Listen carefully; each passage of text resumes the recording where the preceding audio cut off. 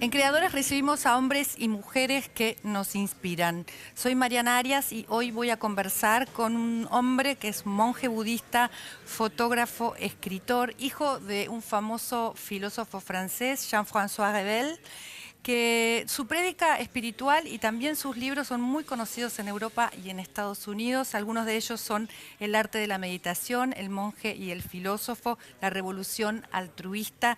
Esas son algunas de sus creaciones literarias. Su pasado como biólogo molecular lo ha llevado a hacer investigaciones sobre cuáles son los efectos de la meditación y de la investigación sobre algunas prácticas que tienen que ver con el entrenamiento mental sobre nuestro cerebro, cómo inciden en nuestro cerebro, cómo pueden cambiarlo. Él mismo fue objeto de una investigación por la que después lo llamaron el hombre más feliz del mundo. Bienvenue, Mathieu Ricard. Merci beaucoup. Merci. Merci à vous. Après avoir obtenu votre doctorat en génétique cellulaire à l'Institut Pasteur, n'est-ce pas? Après un voyage en Inde, Oui. vous avez abandonné votre carrière scientifique et vous avez déménagé dans l'Himalaya. Oui.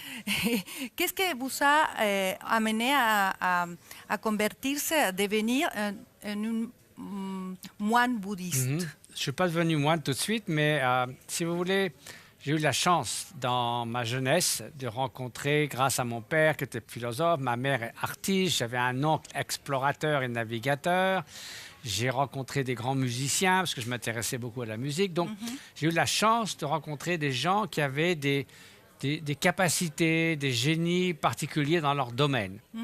Mais il n'y avait pas de corrélation évidente entre leurs capacités et les qualités humaines. Et donc, c'était un peu déconcertant pour un jeune homme. Et quand j'ai voyagé en Inde à l'âge de 20 ans, en ayant vu des documentaires sur les grands maîtres tibétains qui avaient fui l'invasion communiste du Tibet, j'ai rencontré des personnes qui étaient des sages, un peu comme Socrate ou Saint François d'Assise. Et ce n'était pas tellement ce qu'ils savaient, mais ce qu'ils étaient. Les qualités de sagesse, de bienveillance qu'ils émanaient, qui m'ont inspiré. Et au lieu de me dire « j'aimerais savoir ce qu'ils savent », je me suis dit « je voudrais être un tout petit peu ce qu'ils sont ». Et donc c'est ça, pendant 5-6 ans, j'ai fait ma thèse de doctorat en faisant des allers-retours tous les ans. Et au bout de 6 ans, j'ai décidé « je vais m'établir à Darjeeling, dans l'Himalaya ». Et ça fait 50 ans que je vis dans l'Himalaya et j'en suis très heureux. Et comment a changé votre vie? Alors, ma vie, au lieu d'être centrée sur la recherche scientifique, de la biologie, de la division cellulaire des bactéries, etc., etc., ma vie a été inspirée par la démarche pour devenir un meilleur être humain, pour se débarrasser de l'animosité, de la jalousie, de l'arrogance et cultiver la bienveillance, la liberté intérieure, la paix intérieure, et puis aussi avec des personnes dans une culture et un environnement qui est extrêmement favorable à cette démarche. Votre vie spirituelle et votre caméra ne font qu'une seule pièce aussi, non? Vous avez choisi la photographie comme une moyen d'expression. Pourquoi cette élection? Ça, c'est une phrase très bienveillante d'Henri Cartier-Bresson, qui était un ami et qui a dit « De là naissent ces images fugitives et éternelles ». C'était très bon de sa part. Si vous voulez, mon père est écrivain, ma mère est peintre. Moi, je ne sais pas dessiner, je ne suis pas vraiment un écrivain. Donc, finalement, la photographie, c'était surtout un moyen de partager ces moments privilégiés auprès de grands maîtres spirituels qui sont si loin des pays occidentaux, des paysages sublimes de l'Himalaya. Et c'est vrai que cette beauté des hommes, des femmes et de la nature, on a envie de les partager, d'en faire un cadeau à ceux qui regardent ces images. Donc c'est toujours pour redonner confiance dans la nature humaine et pour provoquer un émerveillement devant la nature de sorte que nous protégions cette nature que j'ai voulu travailler la photographie. Et dans son livre Le Moi et la philosophie, vous dialoguez avec votre père, n'est-ce pas, qui est philosophe. Oui. Et comment se rencontrent la philosophie et la spiritualité? Alors là, c'était vraiment, en fait, philosophie occidentale, philosophie orientale, parce que c'est plus une rencontre d'idées. Bien sûr, la spiritualité est au cœur de ma vie, mais le bouddhisme est aussi une philosophie extrêmement profonde sur la nature de la réalité, sur la nature de la conscience, sur la nature du moi, et sur quels sont les mécanismes du bonheur et de la souffrance. Donc on peut dire que c'est une science de l'esprit, que c'est une science contemplative, que c'est une science du bonheur et de la souffrance. Et mon père était intéressé par le fait, si vous voulez, que les Grecs qu'il a tant admirés se demandaient 3 questions. Comment diriger le pays? Que puis-je savoir? Et comment mener mon existence? Et il disait, la démocratie, maintenant, c'est clairement le meilleur système. La science répond en majeure partie à que puis-je savoir, mais les philosophies occidentales ont abandonné l'idée comment mener mon existence. Et il était très intéressé de savoir que le bouddhisme avait en fait une sorte d'art de vivre, de proposer comment avoir une bonne existence humaine. Qu'est-ce qui l'a amené aussi à compléter 2 domaines aussi différents, la science, non, et le bouddhisme? Si vous voulez, dans le bouddhisme, il y a plusieurs parties. Il y a une science bouddhiste qui a depuis toujours eu une théorie de la perception, une théorie de la mémoire, une théorie de la façon dont fonctionne la conscience, etc., etc. Donc le bouddhisme est une science empirique, pragmatique, notamment de la façon dont... c'est un ancêtre de la psychologie, si vous voulez.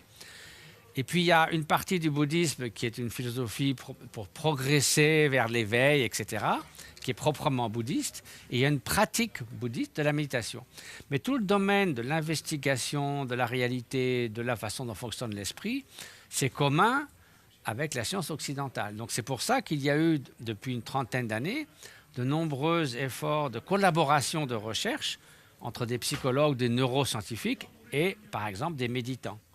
Vous avez été, on l'appelle l'homme plus heureux du monde. Oui, ça, c'est les journalistes qui disent ça. Les scientifiques... Après une étude neuroscientifique, non? Pas vraiment. Pas vraiment. Pas du tout, même. Pourquoi on doit méditer?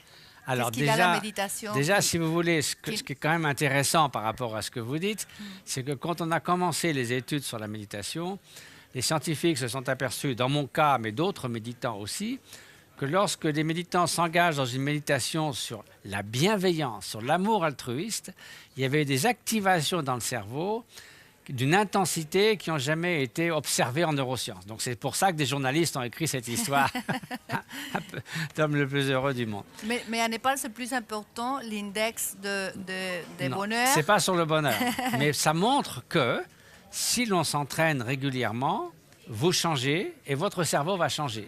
C'est ce qu'on appelle la neuroplasticité.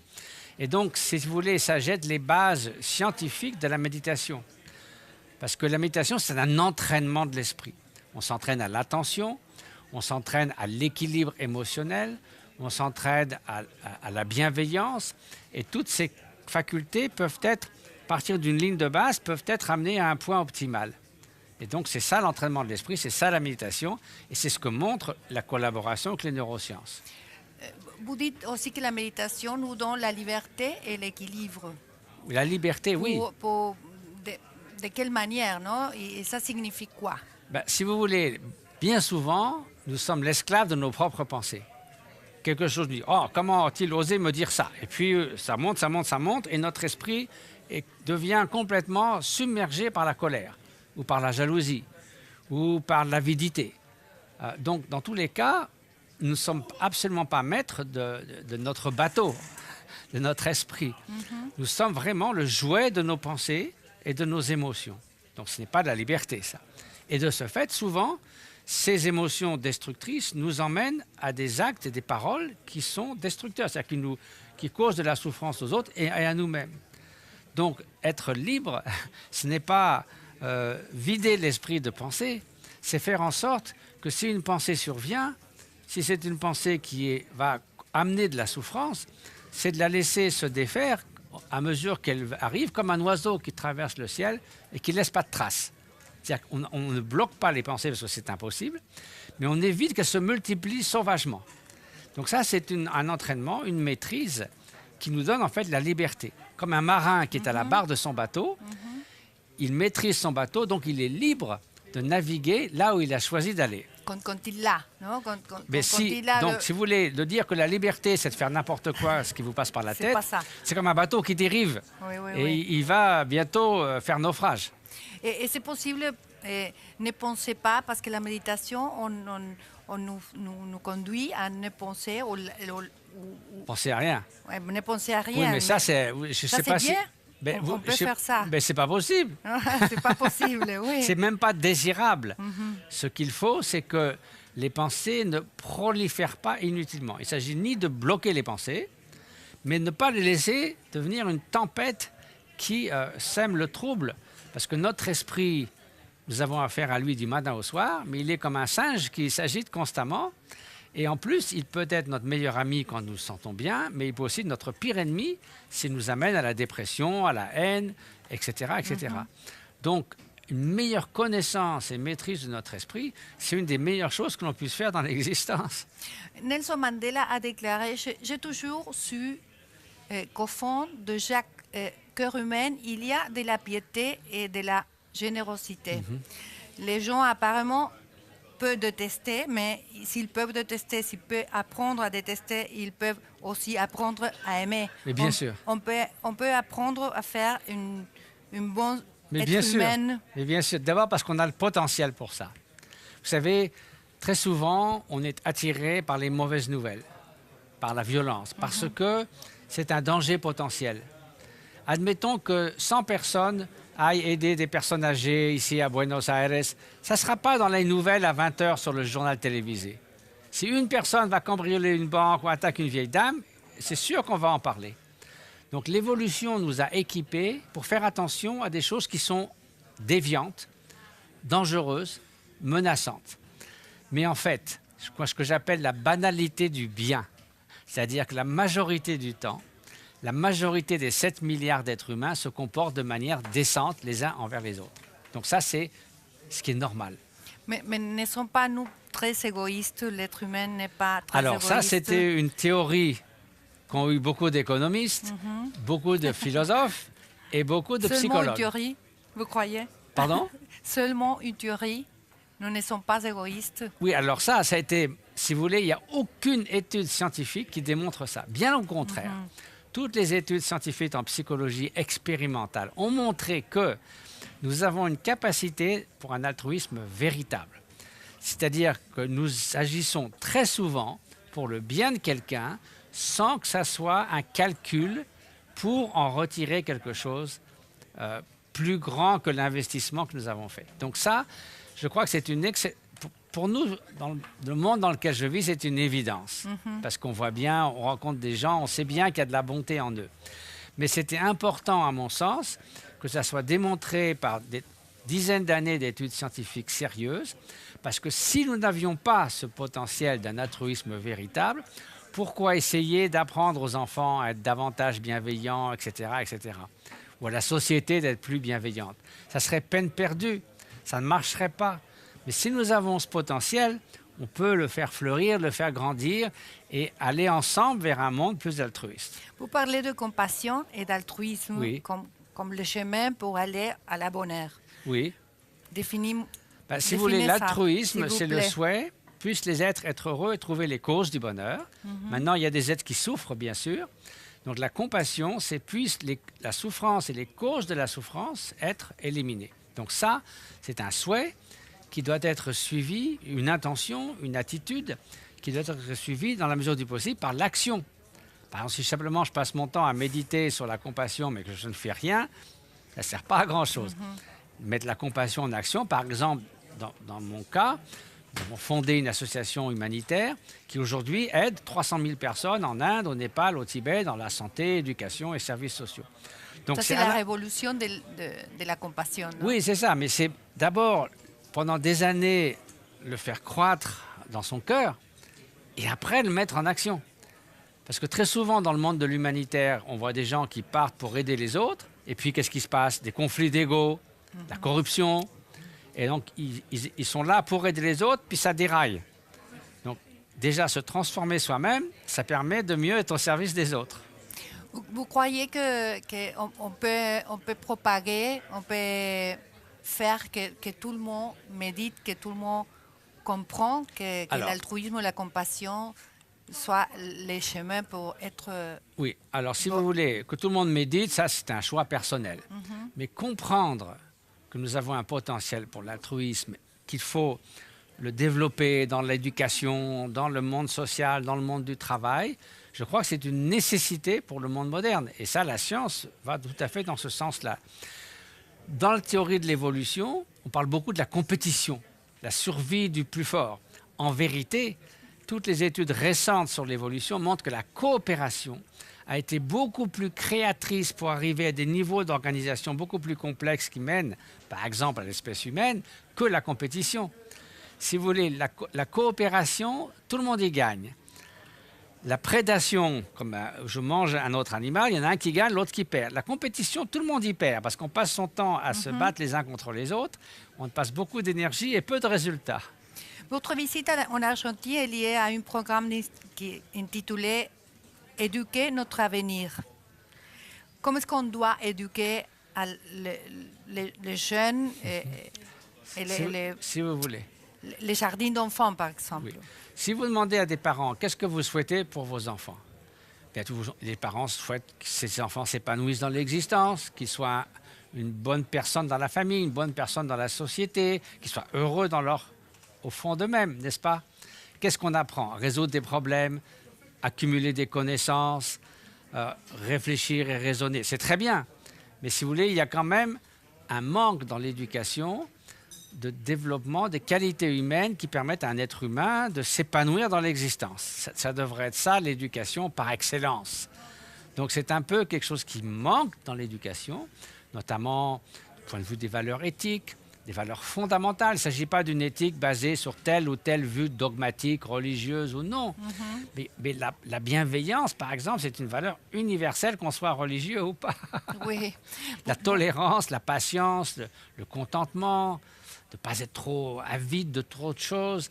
Tout ça, c'est des facteurs qui permettent une vie meilleure et qui devraient faire partie de l'éducation.